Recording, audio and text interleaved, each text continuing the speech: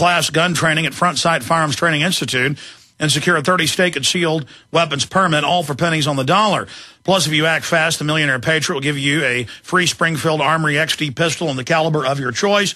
I believe now is the time for you and your family need to be armed and trained to levels that exceed law enforcement military standards. Front Sight provides such training without any boot camp mentality or drill instructor attitudes. Check them out at frontsight.com, like the front of your rifle, frontsight.com. And finally, have you lost your power, wanted to simply flip a switch, get the lights back on? If so, you should check out mysolarbackup.com, because there's never been a better time to start getting off the grid and generate your own supply of electrical power. Plug-and-play solar generators available. They've gotten great reviews from our listeners from Solutions from Science. Will do just that.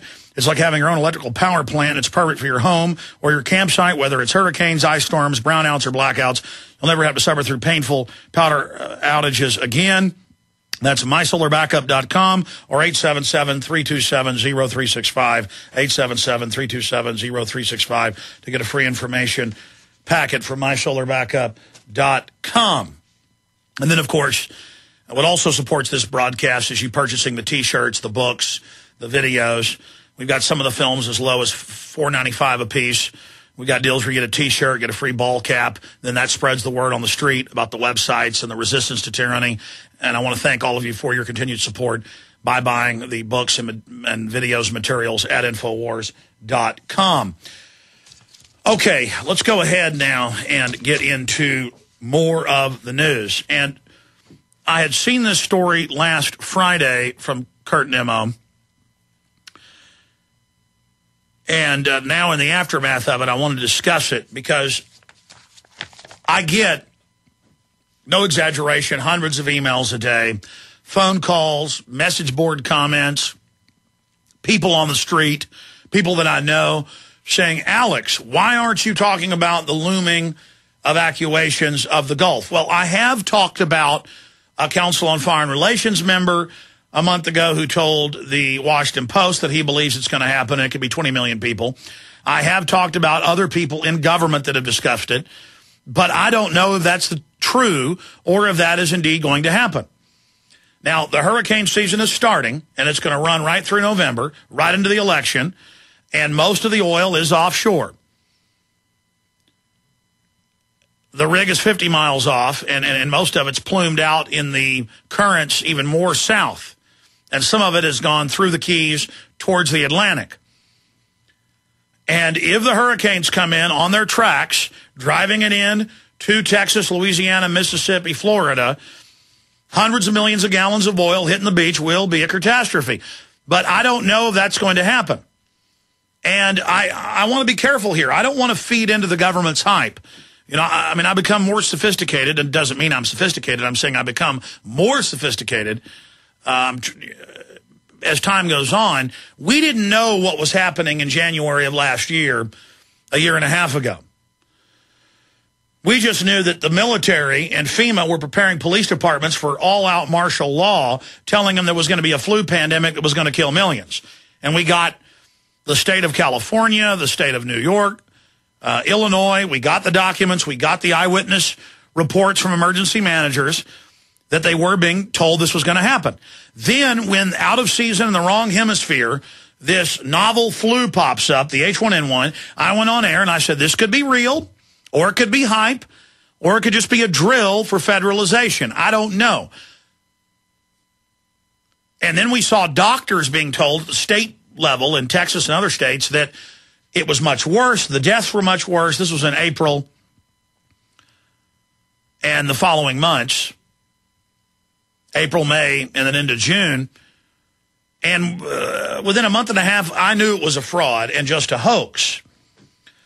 But we saw doctors being told by the feds there will be mass death, it's real. So they would go out and then scare everybody. And they weren't bad. They were repeating what they'd been told by the feds. So, yes, if that oil comes in, if a large percentage of it comes in and it starts backing up in the rivers and estuaries and it's off-gassing methane gas, we could have a serious problem.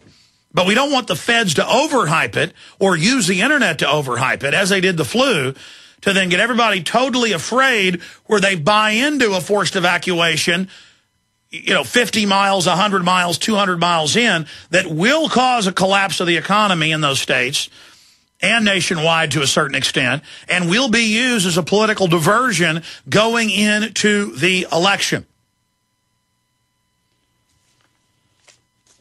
So let's go ahead and go over this report by Kurt Nemo, where he quotes Matthew Simons, founder of the Ocean Energy Institute.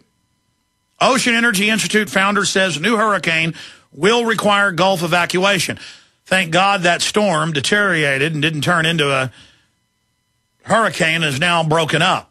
But the season is just getting started, and they say it's going to be a doozy of a hurricane season. The U.S. National Hurricane Center has warned that a weather system near Cuba, centered between the islands of Acalans and Great Inagua, if I'm pronouncing that right, may move into the Gulf of Mexico this weekend, reports Bloomberg. But again, it didn't. But what happens with the next one? Reports Bloomberg. I am still worried about how it will move the oil slick into the coastal areas of Louisiana, Mississippi, meteorologist Jim Rollier said. We're going to try to get him on as well. In response to the approach of the tropical cyclone, BP workers in the Gulf of Mexico have stopped drilling a relief well and are preparing to evacuate, but they were able to stop that on Sunday. Reports the BBC on Wednesday, National Incident Commander Thad Allen said a tropical storm in the area would push back the timetable 10 to 14 days. Matthew Simons, founder of the Ocean Energy Institute, told Bloomberg on Wednesday that a leak near the Deepwater Horizon site may require an evacuation of the Gulf Coast and a hurricane strikes the area. Some 5 to 10 miles away is what NOAA research vessels have provided as a deep oil leak that is growing by the day and is very toxic oil, and its gases are very lethal, and basically if we have a hurricane now, we need to evacuate the Gulf Coast, Simons said. That's a pun, Simons. Simons also said BP has covered up the severity of the oil gusher, as it has told the truth, they would go to jail. And then we go over all of that.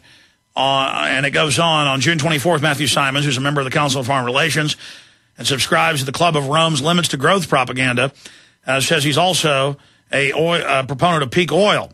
So it just sounds like he's out there hyping it. And I'm not saying we shouldn't be concerned. Just my opinion is this could be used as a diversion and as a distraction and as another federal takeover drill, just like the flu was, which they now admit is a fraud. British Medical Journal, EU 47-member board, Wolfgang Wodarg, who we had on. But we're going to work on getting both these individuals that are quoted in this article on the show as soon as we can. Okay, let me continue now with other news. I'm just going to quickly go through headlines now. This is from the Daily Mail. The internet license fee. Viewers who watch TV on computer could be charged from next year, hence government minister. That's out of England. The same thing is being promoted by the FCC here in the United States and the Federal Trade Commission. So they really are talking about this. Media Matters is engaged in more hoaxes. Right-wing, and that means George Soros is, right-wing bloggers push rumor that Mexican gangs have invaded the U.S. Well, in Texas and Arizona, they've got federal signs up in Arizona, 80-plus miles in, saying don't go in this national park, don't go in this state park, don't drive down this road. There is losses that is attacking and killing people. People are in fear in South Texas. There are Mexican troops coming across the border. That's San Antonio Express News. There are firefights happening. And they just come and say none of it's happening, kind of like Congressman Stark a month ago in California. They said, sir, the things are falling apart in Arizona. 80-plus miles, is being taken over. He said, there's no border problem. Remember that quote? That there's no problem, no problem. It's not a problem for him collapsing the United States. Remember a few weeks ago, Harry Reid told the reporters that there's no illegal aliens working in construction in Nevada. Turns out they have the highest rate in the country, 36+%. So there's no world government. There's no illegal aliens. There's no problem there. Big report by Kurt Nemo at Infowars.com. Once again, corporate media turns on bloggers. We have the video clip at the bottom of the article. I don't have time to play it. But there is a whole bunch of mainstream news media. In fact, there's a bunch of these videos posted in here where they say we've got to have a gatekeeper on the internet. Why we've seen this poor lady that worked for the federal government with the white farmer comment, and the internet was able to do that, and we need to be able to shut them down because it's dangerous. What about the mainstream media lying about WMDs? What about the mainstream media trying to lie all the time? Again, they can't survive up against the alternative media. When I can have an operation that runs on 1/100th or less of what MSNBC does and have close to the same viewership and readership as some of their top shows, they've got a major problem. Continuing, I saw this report last week, but now there's more out on it from Salon, National Geographic, and others. Shrimp on Prozac are